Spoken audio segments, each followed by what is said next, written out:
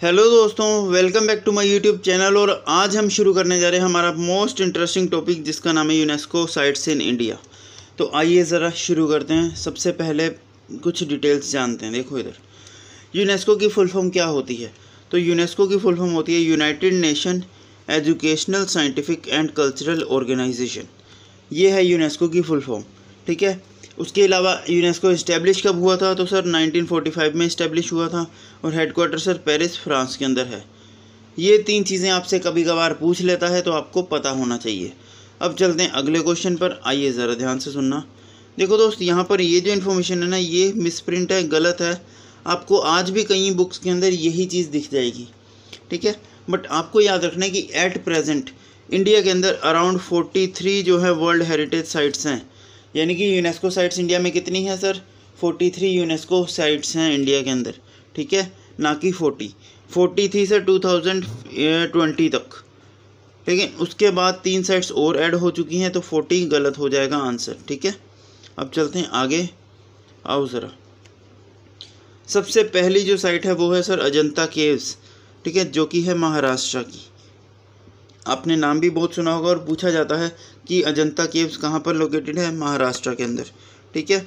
अगर मैं बात करता हूँ तो टोटल कितनी केव्स है अजंता केव्स के अंदर, तो जो इन्फॉर्मेशन अब मैं हाईलाइट कर रहा हूँ ना, वो सारी इम्पोर्टेंट रहेगी। देखो इधर, अजंता केव्स जो है वो है महाराष्ट्र के अंदर, ठीक है। और इसे शामिल किया गया था 1983 के अंदर, 1983 में शामिल किया गया था। और ध्यान रखिएगा, ये सबसे पहली यूनेस्को साइट है इंडिया की, सबसे पहली यूनेस्को साइट है इंडिया के अंदर जो यूनेस्को वर्ल्ड हेरिटेज साइट में शामिल हुई है, ठीक है। अब ये कितनी केव्स हैं टोटल? तो सर 29 केव्स हैं टोटल। ये आपको याद होना चाहिए। और सारी की सारी बुद्ध को एसोसिएटेड है, बुद्धिज्म को मनाती है, ओके। चलें आगे, आइए ज़रा दूसरी में बात करता हूँ। तो दूसरा क्वेश्चन आ जाएगा एलोरा केव्स का। ये भी 1983 में लिया गया था और ये भी महाराष्ट्र की ही है, ठीक है। और ये टोटल 34 केव्स हैं, जिसके अंदर से 12 बुद्धिस्ट केव है, 17 हिंदू और 5 जैन केव्स। ये केव्स आपसे पूछी जाती है, मिस मत करना, बहुत इम्पोर्टेंट है, ठीक है। और इसे बनाया गया था राष्ट्रकूटा डायनेस्टी के द्वारा। ये सारी की सारी ही चीज़ आपके लिए बहुत इम्पोर्टेंट रहेगी, ओके। आइए ज़रा आगे चलते हैं। आगरा फोर्ट, देखो दोस्त, ये भी 1983 में ही शामिल हुआ था। और ये कहाँ पर है सर? उत्तर प्रदेश के अंदर है आगरा फोर्ट, ठीक है। और इसकी ख़ास बात यह है कि सर ये रेड सैंडस्टोन से बना है और इसी वजह से इसे शामिल किया गया था। इसके अलावा आपको कुछ भी और याद नहीं रखना, बस ये पूछ लेता है कि आगरा फोर्ट जो है किस ईयर यूनेस्को में शामिल हुआ था? तो 1983 के अंदर शामिल हुआ था। आगे चलें, आइए ज़रा। ताजमहल, ये भी 1983 में शामिल हुआ था। रीज़न क्या है? क्योंकि सर ये वाइट मार्बल से बना है, प्योर वाइट मार्बल से बना है, ठीक है। अगर मैं आपसे पूछूं कि ताजमहल जो है किस नदी के किनारे पर है, तो सर यमुना रिवर के किनारे पर है। ये आपको पता होना चाहिए, ये इम्पोर्टेंट पॉइंट है, ओके। चलें आगे, आइए ज़रा। देखो दोस्त, अभी तक हमने 4 साइट्स पढ़ी हैं, ठीक है, चारों। एक तो देखो कौन कौन सी थी, ध्यान से सुनना। अजंता केव्स, फिर हमने पढ़ी एलोरा केव्स, फिर हमने पढ़ा आगरा फोर्ट, उसके बाद हमने पढ़ा ताजमहल। ये सारे के सारे ही 1983 में शामिल हुए हैं, ठीक है।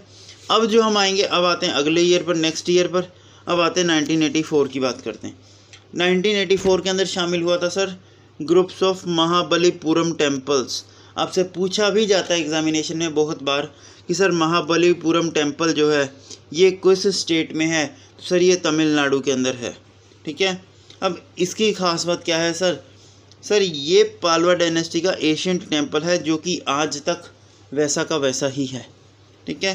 तो पालवा किंग्स ने इसे बनवाया था और तमिलनाडु का ये टेम्पल है, ठीक है जी। चलें आगे, आइए ज़रा। आपने बहुत बार सुना होगा कोणार्क सन टेम्पल कहाँ पर है? सर ये उड़ीसा के अंदर है। ये मोस्ट रिपीटेड क्वेश्चन है आपके एग्ज़ाम का, ठीक है। तो इसी के साथ आपको ये चीज़ भी पता होनी चाहिए कि सर इस सन टेम्पल को शामिल किया गया 1984 के अंदर यूनेस्को साइट्स के अंदर, ठीक है। और अभी इस बार ये चीज़ पूछी जा सकती है, क्यों? क्योंकि अभी वहाँ पर जगन्नाथ टेम्पल बहुत ज़्यादा चर्चाओं में था, वो भी उड़ीसा के अंदर ही है। तो इस चीज़ के बारे में भी आपसे पूछ सकता है, ओके। अगर मैं बात करता हूँ तो ये सन टेम्पल बनवाया किसने है? तो सर नरसिम्हा देव वन ने इस टेम्पल को बनवाया है। आगे चलें, आइए ज़रा। काजीरंगा नेशनल पार्क, अब आते हैं 1985 की बात करते हैं। देखो दोस्त, काजीरंगा नेशनल पार्क 1985 में यूनेस्को का दर्जा दिया गया और ये कहाँ पर है? असम के अंदर है। आपसे सीधा सीधा पूछा जा सकता है कि काजीरंगा नेशनल पार्क जो है इसे किस ईयर यूनेस्को में शामिल किया गया? तो सर 1985 में शामिल किया गया। ठीक है। अगर अब मैं बात करता हूँ कि काजीरंगा पार्क असल में फेमस है क्यों, इसमें ऐसा क्या है जो यूनेस्को में शामिल किया गया? तो सर इसमें है वन हॉर्न राइनो, एक सींग वाला गेंडा, जिसके लिए ये फेमस है और ये एक रेयर स्पीशीज़ है। आज के टाइम पर ये महज 10 से 12 ही बचे हैं, इसीलिए इसको रिज़र्व कर रखा है इसी पार्क के अंदर। क्लियर है? आगे चलते हैं।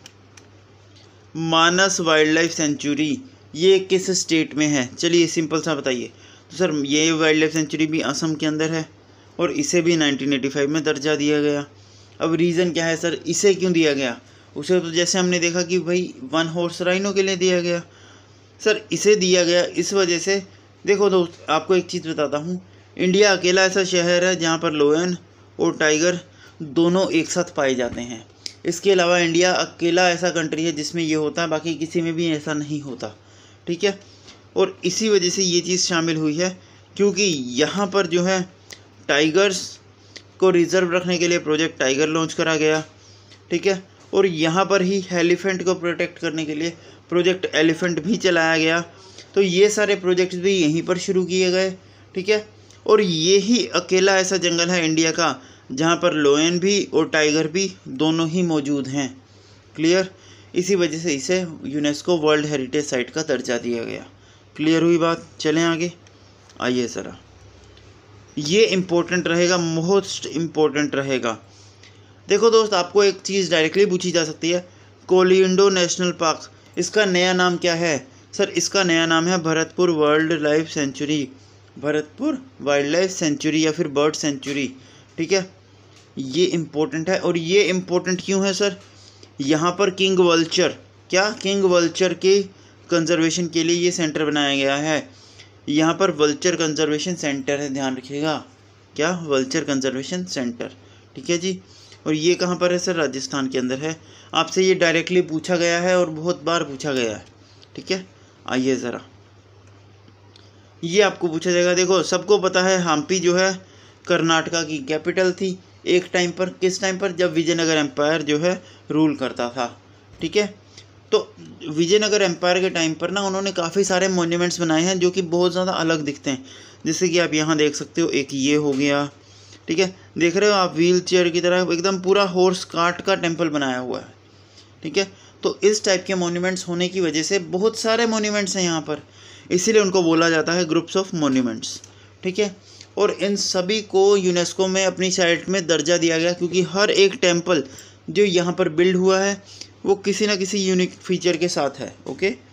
अब ग्रुप्स ऑफ मॉन्यूमेंट्स जो है जो हम्पी के अंदर है, ये कहाँ पर है? किस स्टेट में? कर्नाटका के अंदर हैं। ठीक है।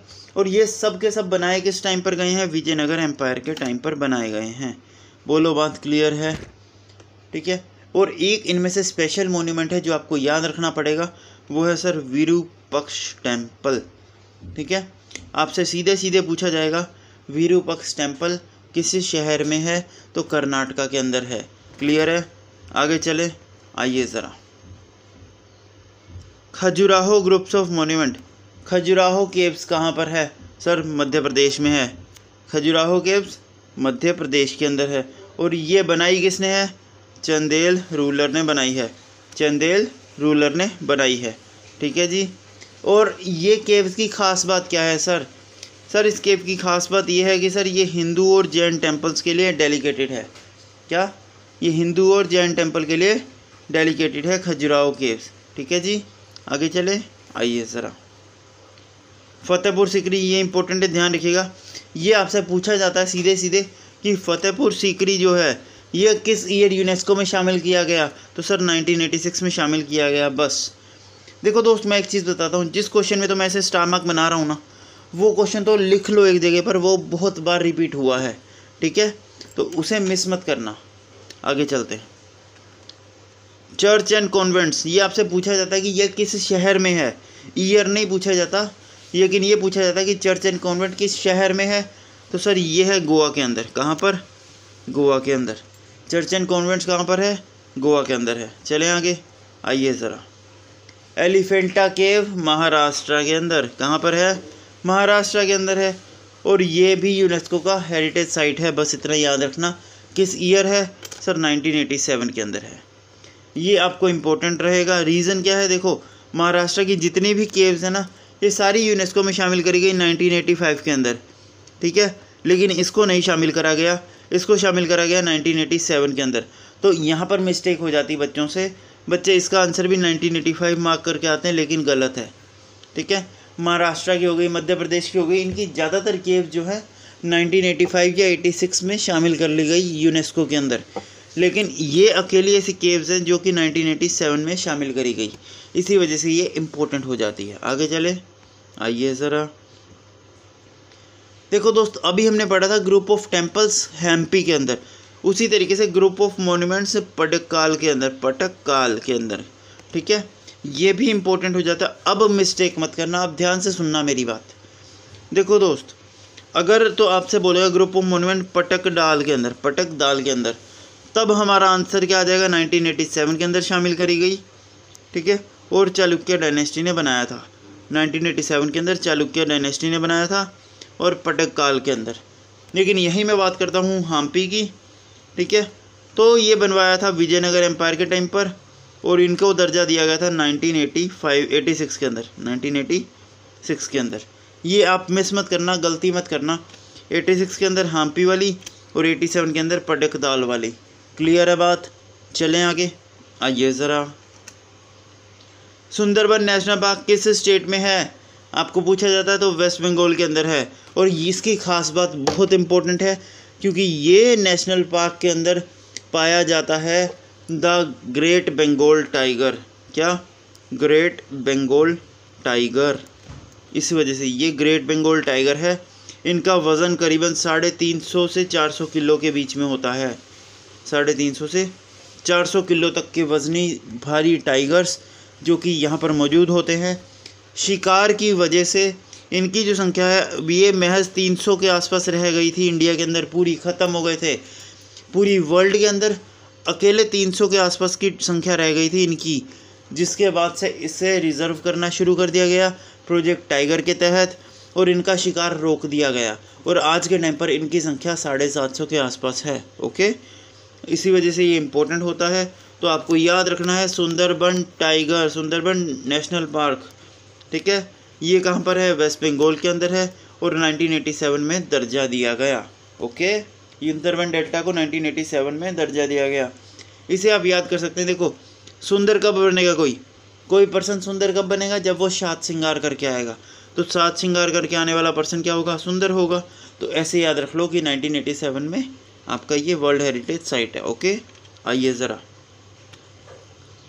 यहाँ पर आपको मैं बता दूँ। देखो, चोला एम्पायर ने बहुत सारे टेम्पल्स बनाए हैं, और सारे के सारे तमिलनाडु के अंदर हैं, ठीक है। अब इनके टेम्पल्स के नाम और इनके फाउंडर्स पूछे जाते हैं आपसे, तो यहाँ पर आपको ये चीज़ इंपॉर्टेंट रहेगी, ध्यान से सुनना मेरी बात, ठीक है। देखो इधर, अगर मैं बात करता हूँ वृदेश्वर टेम्पल किसने बनवाया है? तो राजा वन ने बनवाया है, ठीक है। गईकोंडा चोलीश्वरम टेम्पल, ये फिक्स नहीं है किसने बनवाया, ये इसका पता नहीं चला। तो ये बनवाया गया चोला टेम्पल्स, चोला एम्पायर के द्वारा, आप इतना याद रख सकते हो, ठीक है। अरितेश्वर टेम्पल ये बनाया है सर तमिलनाडु के अंदर धाराशुरम के द्वारा, ठीक है। तो ये चीज़ें आपको पता होनी चाहिए, और ख़ास करके इसमें आपका ये इम्पोर्टेंट है, अकेला ये इम्पोर्टेंट है, ठीक है। ये इम्पोर्टेंट है, इसको मिस मत करना। वृदेश्वर टेम्पल राजा वन ने बनवाया है। ओके, चलें आगे, आइए ज़रा। नंदा देवी किस स्टेट की हाईएस्ट पीक है? उत्तराखंड की। नंदा देवी कहाँ की हाईएस्ट पीक है? उत्तराखंड की। ये भी आपको याद होना चाहिए। उत्तराखंड को हम क्या कहते हैं? वैली ऑफ फ्लावर्स कहते हैं, ठीक है। इसीलिए इसे हेरिटेज साइट में शामिल किया गया, तो आपको याद होना चाहिए। देखो दोस्त, उत्तराखंड के अंदर ना एक जगह है जिसका नाम है वैली ऑफ फ्लावर्स, ठीक है। और हम उत्तराखंड को ही वैली ऑफ फ्लावर्स कहने लग गए इसके बाद, ठीक है। ये जो वैली ऑफ फ्लावर्स है, ठीक है, ध्यान से सुनिए जाइएगा मेरी बात, कि ये जो वैली ऑफ फ्लावर्स है इसे दर्जा दिया गया 2005 के अंदर, और नंदा देवी वाली जो पीक है, जो ये नंदा देवी है, इसे दर्जा दिया गया 1988 के अंदर। तो ये दोनों ही चीज़ें आपको पता होनी चाहिए, ठीक है। कुछ खास नहीं, अभी तक पूछा नहीं गया लेकिन पूछा जा सकता है, ओके, क्योंकि हम सारी ही पढ़ रहे हैं तो मैं इसको भी इंक्लूड कर लिया है। आगे चलते हैं। सांची स्तूपा, सबने नाम सुना है, बुद्धिज्म के एसोसिएटेड है, और ये कहाँ पर है? मध्य प्रदेश के अंदर, ठीक है। ये है आपका सांची स्तूपा, सांची स्तूपा, ध्यान रखिएगा, ये सांची स्तूपा है, ठीक है। और ये बनवाया गया था अशोका के द्वारा, और इसे बनवाने का रीज़न क्या था? ताकि जो है लोग बुद्धिज़्म को समझ सकें और बुद्धिज़्म में कन्वर्ट कर सकें, ठीक है। अशोका जो है बुद्धिज़्म के लिए उसने बहुत ज़्यादा काम किया है। अब यहाँ पर मेरा आपसे जो क्वेश्चन उठता है वो ये उठता है कि अशोका का बेटा और उसकी बेटी का नाम क्या था, और उन्हें बुद्धिज़्म प्रमोशन के लिए उन्होंने किस देश में भेज दिया था? तो ध्यान रखिएगा, अशोका के बेटे का नाम था वर्धमान, नहीं, उसके बेटे का नाम था महेंद्र, क्या नाम था? महेंद्र। और बेटी का नाम क्या था ये आप मुझे कमेंट्स में बताएंगे। और इन दोनों को ही उन्होंने थाईलैंड और कहाँ पर भेजा था, एक जगह और थी, वहाँ पर भेज दिया था ताकि वो बुद्धिज़्म का प्रचार कर सकें। तो आपको इनके बेटों का नाम और बेटी का नाम पता होना चाहिए। ये इंपॉर्टेंट होता है कि अशोका ने अपने बेटी और बेटी उनको किस शहर, किस देश में भेज दिया था ताकि वो बुद्धिज़्म की प्रमोशन कर सकें। तो अशोका के बेटे का नाम है महेंद्र और बेटी का नाम क्या है आप मुझे कमेंट्स में बताएंगे। क्लियर? आगे आते हैं। हुमायूंस टॉम्ब आपसे बहुत बार पूछी जाती है। अब क्यों पूछी जाती है उसका रीज़न अब आपको पता लगेगा, क्योंकि ये भी यूनेस्को साइट है। तो अब आपने अगर अभी तक एक चीज़ नोट नहीं करी तो मैं नोट करवाता हूँ। देखो दोस्त, जितने भी आपके नेशनल पार्क्स, जितने भी आपकी वाइल्ड लाइफ सेंचुरीज़, जितने भी आपके मोन्यूमेंट्स, जितने भी आपकी टॉम्ब्स, या फिर जितने भी ये सारी चीज़ें जितनी भी पूछी गई हैं, ये सारी की सारी यूनेस्को हेरिटेज साइट्स वाली ही हैं। और यूनेस्को हेरिटेज साइट्स में करीबन 43 ऐसी साइट्स हैं, और उन 43 में से आपके एग्ज़ाम में हर बार क्वेश्चन आता ही आता है। आप कोई भी शिफ्ट किसी भी ईयर की और कोई भी सब्जेक्ट की, चाहे CGL हो, चाहे CHSL हो, किसी भी पेपर की उठा लीजिए, इन सभी में से आपको सवाल मिलेगा। आप चाहें तो नंदा देवी पूछ लेगा तो वो भी यूनेस्को में शामिल है, चाहे आपसे पूछ लेगा काजीरंगा नेशनल पार्क, वो भी यूनेस्को की साइट में शामिल है, चाहे आपको पूछ लेगा सिंगल हॉर्स राइनो किस वजह से फेमस है, किस नेशनल पार्क में है, वो भी आपसे पूछ लेगा। तो हर चीज़ वो यूनेस्को वाली ही पूछता है। इसीलिए बच्चों को मैं बताता हूँ कि नेशनल पार्क अगर याद भी करने ना, तो बस ये लेक्चर आपके लिए सफिशिएंट है सारे के सारे मोन्यूमेंट्स, टॉम्ब्स और नेशनल पार्क को कवर करने के लिए। तो इस लेक्चर से बाहर आपके एग्ज़ाम में इन टाइप के क्वेश्चंस में तो कुछ नहीं आएगा, ठीक है, इसकी तो गारंटी मेरी। अब चलते हैं, आइए ज़रा ध्यान से सुनिएगा।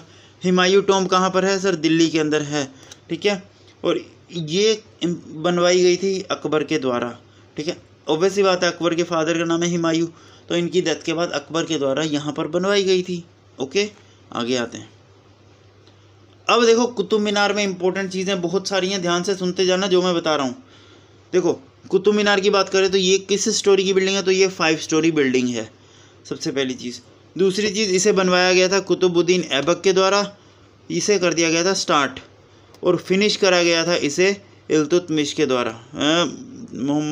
हाँ, फिनिश करा गया था इल्तुतमिश के द्वारा, और रिनोवेट करा गया था इसे कुतुबुद्दीन ऐबक के द्वारा। ये इंपॉर्टेंट चीज़ें हैं, आपको पता होनी चाहिए। क्या 5 स्टोरी बिल्डिंग है। शुरू किससे किया गया था बनाना इसको? सर कुतुबुद्दीन ऐबक ने शुरू किया था, ये आपको पता होनी चाहिए। ध्यान से सुनना। देखो, यहाँ हाईलाइट कर देता हूँ। देखो दोस्त, हट जा मेरे भाई, आओ।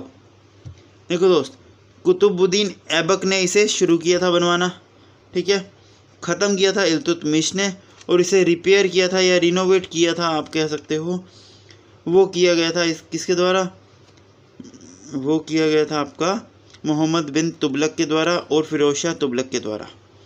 ये इम्पोर्टेंट है, आपसे पूछा जाता है। अब बच्चों को क्या याद होता है? कई बार बच्चों को ये याद होता है कि सर इसे रिपेयर किया गया मोहम्मद बिन तुगलक के द्वारा, लेकिन अगर आपको ऑप्शन में ये दे ही ना तो आपका आंसर हो जाएगा फिरोज शाह तुगलक। ध्यान रखिएगा, इन दोनों ने ही रिपेयर करवाया था इसे, ठीक है, ठीक है। अब इसकी हाइट कितनी है? तो सर 72.5 मीटर की हाइट है, और ये 5 स्टोरी बिल्डिंग है। ये बहुत बार पूछा गया है कि कुतुब मीनार कितने स्टोरी की बिल्डिंग है, तो सर 5 स्टोरी बिल्डिंग है। ओके, आगे चलते हैं। इंडियन रेलवेज़ जो है ये इम्पोर्टेंट है। देखो सबसे पहली रेलवे लाइन कहाँ से कहाँ तक चली थी, ये आप मुझे कमेंट्स में बताना कि देखो इंडियन रेलवे की शुरुआत कब करी गई थी, 1865 के अंदर करी गई थी, ठीक है। और सबसे पहली रेलवे लाइन जो है वो कहाँ से कहाँ तक थी, ये आप मुझे कमेंट्स में ज़रूर बताएंगे। चलिए, हर बच्चे से आंसर चाहिए इसका। अब कुछ इंपॉर्टेंट रेलवे लाइन्स जिनका पता होना चाहिए। दार्जिलिंग माउंटेन रेल, ये वेस्ट बंगाल के अंदर है 1999 के अंदर, ठीक है। 2005 के अंदर नीलगिरी माउंटेन रेलवे, और 2008 के अंदर कोलकाता शिमला रेलवे। इनका पता होना चाहिए, बस इम्पोर्टेंट नहीं है, छोड़ सकते हो, कोई दिक्कत नहीं है, बट आपको ये पता होना चाहिए कि सबसे पहली रेलवे लाइन कहाँ से कहाँ तक चली थी और किस ईयर चली थी। उसका आंसर कमेंट्स में बताइएगा। चलिए आगे। महाबलीपुरम टेम्पल, सीधे सीधे बताओ, आप खुद बताओ। महाभूति टेम्पल पूछा जाता है कि नहीं जाता? कहाँ पर है? बोध गया बिहार के अंदर, बोध गया बिहार के अंदर। ये डेलीगेटेड है बुद्धिज़्म से। इसे बनवाया गया था अशोका के द्वारा। बोलो, बात समझ आई? और किस ईयर यूनेस्को में शामिल किया गया? 2002 के अंदर, ठीक है। महाभूति कहाँ, कितना टेम्पल है? 2002 के अंदर। क्लियर? आगे आते हैं। आपसे खुद बताओ, आपसे पूछा जाता है भीमबेटका केव, पूछा जाता है आपसे रॉक शेल्टर ऑफ भीमबेटका केव कहाँ पर है? सर ये है मध्य प्रदेश के अंदर, 2003 में शामिल किया गया था। अब हर एक चीज़ आप देखोगे कि इसी वीडियो में आपको मिल जाएगी जो आपसे पूछी जाती है। आते हैं अगले क्वेश्चन पर। छत्रपति शिवाजी विक्टोरी मेमोरियल, आपसे सीधे सीधे पूछा जाता है कि नहीं पूछा जाता? मुझे खुद बताओ। शिवाजी विक्टोरिया मेमोरियल पूछा जाता है। शिवाजी विक्टोरिया मेमोरियल वो क्या है? सर यही तो है वो। और कहाँ पर है? सर महाराष्ट्र के अंदर है, 2004 में यूनेस्को में शामिल हुआ। एक चीज़ आपको इस वीडियो में यहीं पर मिलेगी, ठीक है। अब देखो आपसे ये भी पूछा जाता है कि नहीं पूछा जाता? खुद बताना मुझे। Archaeological park, first archaeological park of India यही है, और कहाँ पर है? गुजरात के अंदर। बोलो, बात समझ आई? बोलो, बात समझ आई? अब आप बोलोगे सर ये तो हमने देखा नहीं, तो क्या तुमने ये देखा है? कल्की माता टेम्पल पूछा जाता है। कल्की माता टेम्पल कहाँ पर है? बताओ, वेयर इज़ कल्की माता टेम्पल? कल्की माता टेम्पल है गुजरात के अंदर। भाई वो कहाँ पर है? इसी जगह पर तो एलोकेटेड है, ठीक है। तो सारी की सारी चीज़ें यहीं पर मिलेंगी आपको। अभी PYQs करवाऊंगा, उसमें भी देखोगे आप। बताओ, रेड फोर्ट का इस बार इम्पोर्टेंट है, क्यों? अभी हाल ही में हमारा क्या गया? 15 अगस्त गया है। उससे पहले इसी साल जनवरी में 26 जनवरी गया था। तो वहाँ पर हर साल झंडा चढ़ता है लाल किले पर, इसीलिए आपको लाल किला पता होना चाहिए। तो बताओ मेरे भाई, रेड किला, लाल किला जो है, इसे किस ईयर शामिल किया गया? 2007 के अंदर शामिल किया गया। रीज़न क्या था? रेड सैंडस्टोन से बनाया गया है, इस वजह से, ठीक है जी। आगे चले, आइए ज़रा। जंतर मंतर जो है जयपुर में है, सबको पता है, 2010 के अंदर शामिल किया गया। चलें आगे। वेस्टर्न घाट्स भी आपसे पूछी जाती है। बताओ भाई, वेस्टर्न घाट्स कहाँ पर एलोकेटेड है? तो सर वेस्टर्न घाट्स इंपॉर्टेंट क्यों है सर? ये पेनिनसुला इंडिया के अंदर एलोकेटेड है और शाद्री रेंज ऑफ हिमालयाज़ के अंदर पाई जाती है। तो आपको ये पूछी जाती है कि शाद्री रेंज ऑफ हिमालयाज़ में कौन सी चीज़ आती है? तो western Ghat Sahyadri range of Himalayas में आती है। आगे चलेंगे, बताइएगा ज़रा। देखो राजस्थान के अंदर बहुत सारे किले हैं, सबको पता है। अब सारे के सारे किले जो है यूनेस्को हेरिटेज साइट्स में शामिल किए गए 2013 के अंदर, ठीक है। तो आपको बस इतना याद रखना है, राजस्थान के किले 2013 में मिले। सीधी बात, राजस्थान के किले 2013 में मिले। मैंने तो ऐसे ही याद रखा है, ट्यूनिंग बन जाती है साथ में। तो आप वर्ड प्ले करके भी काफ़ी चीज़ों को याद रख सकते हो, ठीक है। राजस्थान के किले 2013 में मिले। तो जितने भी फोर्ट आएंगे, ठीक है, देखो Jaipur fort, Ranthambore fort, Kumbhalgarh fort, Chittorgarh fort, Jaisalmer fort, Gagron fort, तो सारे के सारे फोर्ट जिसमें भी आपको फोर्ट आ गया, किला कब मिला? 2013 में, ख़त्म। ऐसे याद रख सकते हो। आगे आते हैं, ये आपसे पूछी जाती है। देखो इसमें पूछा क्या जाता है, ध्यान से सुनना। रानी की वाव, ये किस नोट के पीछे इसकी फ़ोटो बनी हुई है? चलो बताओ, रानी की वाव की फ़ोटो जो है कितने रुपीज़ नोट के पीछे होती है? आप पैसा तो रोज़ देखते हो, बताओ ज़रा, रानी की वाव जो है कितने रुपये नोट के पीछे है? तो सर इसका आंसर आ जाएगा 100 रुपीज़ नोट के पीछे। ध्यान रखिएगा, 100 रुपीज़ नोट के पीछे। ध्यान रखिएगा। अगर मैं बात करता हूँ इसी तरीके से, बताइए ज़रा 500 रुपीज़ नोट के पीछे किस मॉन्यूमेंट की फ़ोटो है, कमेंट्स में करना आंसर। 500 का नोट निकालना जेब से और बताओ मुझे इसकी फ़ोटो किस नोट के पीछे है, बताओ ज़रा। ठीक है, अब ध्यान से सुनिएगा। रानी की वाव जो है ये सरस्वती रिवर के किनारे है और ये गुजरात के अंदर है। इतना आपको पता होना चाहिए। इसमें ये नहीं पूछता कि कब शामिल हुई, इसमें पूछता कि किस नोट के पीछे इसकी तस्वीर बनी हुई है। एक और पूछ लेता कि बताओ ज़रा इंडिया की सबसे पहली सैटेलाइट जो बनी थी, क्या नाम है, मंगलयान, जो इंडिया का मिशन जो था मंगलयान, उसकी फ़ोटो किसके पीछे लगी हुई है, ये भी आपसे पूछी जाती है। ठीक है, तो ये सारी चीज़ें पता होनी चाहिए आपको। आगे चलते हैं, बताइए ज़रा हिमाचल प्रदेश नेशनल पार्क हिमाचल प्रदेश के अंदर ही होगा, कुल्लू वैली के अंदर है। आगे चलते हैं, आ गया ना, देखो केम्चागोरा नेशनल पार्क, बताओ कांगचीगोंडा नेशनल पार्क, ये कहाँ पर है, सिक्किम के अंदर है। और यही क्वेश्चन एज इट इज़ आया था CGL 2023 के अंदर। ठीक है, इसके अलावा ये का यही क्वेश्चन आया है CHSL 2024 के अंदर। तो इस बार आपको मैं साफ साफ बता देता हूँ कि नेशनल पार्क्स जितने भी करवाए हैं उनको ज़रूर से रट लेना कि किस ईयर वो शामिल हुई हैं और कहाँ पर कौन सी स्टेट में हैं। ये एज इट इज़ क्वेश्चन आपके एग्ज़ाम्स में आए हुए हैं। आप कुछ मत करो, गूगल पे जाओ, CHSL 2024 के सारे पेपर्स उठा लो। अगर आपने टेलीग्राम ज्वाइन करा हुआ है तो वहाँ पर बाकायदा स्क्रीनशॉट के साथ मैंने आपको प्रूफ दिया है कि सर ये चीज़ मैंने इस दिन आपको वीडियो में पढ़ाई थी और ये का यही क्वेश्चन आपके एग्ज़ाम में मिल गया। स्क्रीनशॉट के साथ अकेली चीज़ टेलीग्राम पर पड़ी हुई है विद प्रूफ, ताकि आपको तसल्ली हो जाएगी, हाँ जो पढ़ाते हैं सर वहाँ से क्वेश्चन आता है। ओके, आओ ज़रा आगे चलते हैं। ठीक है, ये इम्पोर्टेंट नहीं है, ये आपने देखा होगा, ये चंडीगढ़ के अंदर है, आपको पता होता है। ठीक है, ये इम्पोर्टेंट नहीं है, आगे चलेंगे, इसलिए इसको स्किप करते हैं। ठीक है, आपको ये चीज़ पता हो, आपने सबने पता है नालंदा यूनिवर्सिटी, और ये क्वेश्चन इस बार आ सकता है। इसका आने का ज़रूरत क्या है, ध्यान से सुनना मेरी बात। नालंदा यूनिवर्सिटी जो है, जो कि कुमारगुप्त के द्वारा फाउंड करी गई थी, कुमारगुप्त वन के द्वारा। ठीक है, ये रिनोवेट करी जा रही है इस साल। नालंदा यूनिवर्सिटी को फिर से रिनोवेट करा जा रहा है, इसी साल 2024 में इसे रिनोवेट करा जा रहा है, इसीलिए ये आपके लिए इम्पोर्टेंट हो जाता है। तो नालंदा यूनिवर्सिटी बनाई गई थी कुमारगुप्त के द्वारा। ठीक है, और इसे यूनेस्को में शामिल करा गया 2016 में। 2016 में इम्पोर्टेंट है, ध्यान रखिएगा। नालंदा यूनिवर्सिटी 2016 में यूनेस्को में शामिल हुई, इसे रिनोवेट करा जा रहा है 2024 में, और इसे बनवाया था कुमारगुप्त वन ने। क्लियर हुई, आगे चलें, आइए ज़रा। अच्छा, डिस्ट्रॉय किसने किया ये भी पूछा जाता है, बख्तियार खिलजी, ध्यान रखना। ठीक है, आगे आते हैं। देखो दोस्त, अहमदाबाद की अगर मैं बात करता हूँ तो अहमदाबाद में क्या क्या चीज़ें हैं जो इम्पोर्टेंट हैं, आप खुद बताइए। तो अहमदाबाद में आप कहोगे साबरमती आश्रम गांधी जी का। ठीक है, तो वो कहाँ पर है, अहमदाबाद में है साबरमती आश्रम गांधी जी का। और गांधी जी खुद एक इतनी बड़ी पर्सनैलिटी है इंडिया के लिए, उस वजह से उसे यूनेस्को में शामिल करा गया।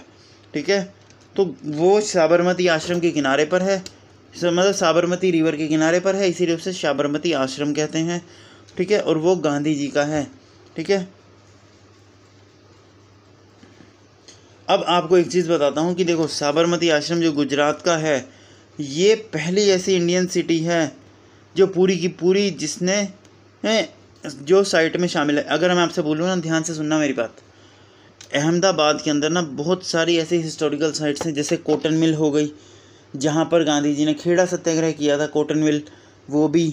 साबरमती आश्रम हो गया। ठीक है, डांडी मार्च के लिए जो सोल्ट मार्च निकाला था वो चीज़।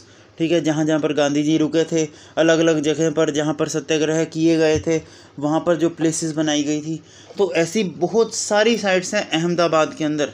इस वजह से इस बार ध्यान रखना ये चीज़ कि पूरी की पूरी अहमदाबाद सिटी को ही यूनेस्को के अंदर शामिल करा गया है। पूरी की पूरी अहमदाबाद सिटी को ही शामिल करा गया है, और ये अकेली ऐसी सिटी है इंडिया की जो पूरी की पूरी सिटी यूनेस्को साइट में शामिल है। क्लियर हुई बात, ये हुई थी 2017 के अंदर शामिल। ओके, आगे चलते हैं। विक्टोरियन गोथिक और art deco ensemble of Mumbai. Mumbai आ ही गया तो महाराष्ट्र 2018 सॉरी, पूछा नहीं जाएगा, नोट इम्पोर्टेंट। आगे चलते हैं। जयपुर को और किस नाम से जानते हैं, तो सर जयपुर को जानते हैं पिंक सिटी के नाम से। क्या, पिंक सिटी के नाम से। आपको स्टोरी पता है पिंक सिटी की, क्या क्यों पिंक सिटी कहते हैं? तो जयपुर के एक राजा है जिनका नाम है महाराजा जय सिंह, ठीक है। जब इनके टाइम पर जयपुर के अंदर एक फॉरेन से गेस्ट आने थे, महाराजा आने थे कोई बहुत बड़े, तो उनके स्वागत के लिए इन्होंने क्या किया, पूरी की पूरी जयपुर सिटी को ही रंगवा दिया पिंक रंग से, जिसकी वजह से जयपुर को पिंक सिटी कहा जाता है। और पिंक जो है ये कलर होता है अ कलर ऑफ हॉस्पिटैलिटी, ओके, ठीक है, इसको याद रखेंगे आप, ठीक है। तो जयपुर के फाउंडर भी पूछे जाते हैं, तो जयपुर के फाउंडर हैं राजा जय सिंह सेकंड, ये जयपुर के फाउंडर हैं, ठीक है। और पिंक सिटी कहा जाता है जयपुर को, ठीक है। आगे आते हैं, ठीक है। रंपा टेम्पल इम्पोर्टेंट, रंपा टेम्पल कहाँ पर है? तेलंगाना के अंदर है, ठीक है। और ये बना किस टाइम पे था? कटियान पीरियड के टाइम पर बनाया गया था, ओके। आगे चले, आइए ज़रा, ढोलीवीरा ये हड़प्पा सिविलाइजेशन साइट है, ठीक है, ये इम्पोर्टेंट है। अब ये इम्पोर्टेंट क्यों है, ध्यान से सुनो। एक तो ये हड़प्पन साइट है, इस वजह से इसे यूनेस्को में शामिल करा गया। लेकिन ढोलीवीरा की खास बात क्या है? ये अकेली साइट है सर जहाँ पर हमें क्या मिला है, ये आपको पता होना चाहिए, प्लेग्राउंड। क्या? प्लेग्राउंड। ये अकेली साइट है जहाँ पर हमें प्लेग्राउंड मिला था, ठीक है, ध्यान रखना। प्लेग्राउंड या फिर कभी कभार ये स्टेडियम भी बोल देता है, ध्यान रखिएगा। तो प्लेग्राउंड या स्टेडियम मिलने वाली अकेली साइट कौन सी है? ढोलीवीरा साइट है। कहाँ पर है सर? गुजरात के अंदर है, ठीक है, ध्यान रखिएगा। और ये इसकी खास बात एक और चीज़ बताता हूँ, ये ट्रॉपिक ऑफ कैंसर के पास होती है, ठीक है। लोकेशन कहाँ पर? ये ट्रॉपिक ऑफ कैंसर पर है, बिल्कुल ट्रॉपिक ऑफ कैंसर के ऊपर है, ओके। आगे चलते हैं। अब देखो, अब आप यहाँ पर लो स्क्रीनशॉट। मैंने आपको बोला था जो जो नेशनल पार्क्स हैं वो आपके लिए इंपॉर्टेंट है। ये सारे के सारे नेशनल पार्क्स जो भी आपसे पूछे जा सकते हैं, एक साथ एक ही फ़ोटो के अंदर मैंने आपके लिए रख दिए। अब आप इनका स्क्रीनशॉट लेकर के इन्हें याद कर लो, ठीक है। कि कौन सा नेशनल पार्क किस ईयर है, वीडियो को पॉज करना, पीछे जाना, नोट करना कि भाई काजीरंगा नेशनल पार्क है, इसे किस ईयर शामिल किया गया, कोलिंडो नेशनल पार्क को किस ईयर शामिल किया गया, इसका नाम भरतपुर वाइल्ड लाइफ सेंचुरी भी है, ठीक है। मानस नेशनल पार्क को किस ईयर शामिल किया गया। ये सारी चीज़ें भी आप खुद मेहनत करना थोड़ी सी, और ये ईयर्स आप साथ में इनके लिखना ज़रूर, ठीक है। और ये 3 चीज़ें आपसे पूछी जाएंगी, ये नेशनल पार्क किस शहर में है और कब शामिल किया गया। इसके अलावा आपसे तीसरी चीज़ और कुछ नहीं पूछता। बोलो क्लियर हुई? चलें आगे, आओ ज़रा। अब इसी के साथ कुछ और इम्पोर्टेंट चीज़ याद रखना। देखो, ये जो चीज़ हमने पढ़ी ना, ये सिक्किम के अंदर तो है, ये मिक्स वाली सेंचुरी है, ये हमने पढ़ लिया, कोई इंपॉर्टेंट नहीं है। अब थोड़े से क्वेश्चंस पर आते हैं ताकि आपको थोड़ा सा रिवाइज हो जाए, ठीक है। रेड फोर्ट दिल्ली का जो है किस ईयर यूनेस्को में शामिल करा गया?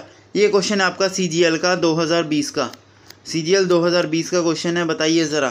तो सर रेड फोर्ट को शामिल करा गया था 2007 के अंदर, 2007 के अंदर। इस तरीके से आपके एग्ज़ाम में क्वेश्चन आते हैं। और देखते हैं आगे, आओ बताओ ज़रा, वेस्टर्न घाट्स जो हैं इन्हें किस ईयर शामिल करा गया?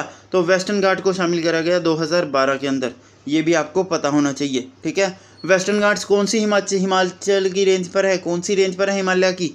तो सर शायदरी रेंज पर। कहाँ पर? शादरी रेंज पर, ठीक है, शादरी रेंज पर, ये भी आपको पता होना चाहिए, ठीक है। आओ आगे।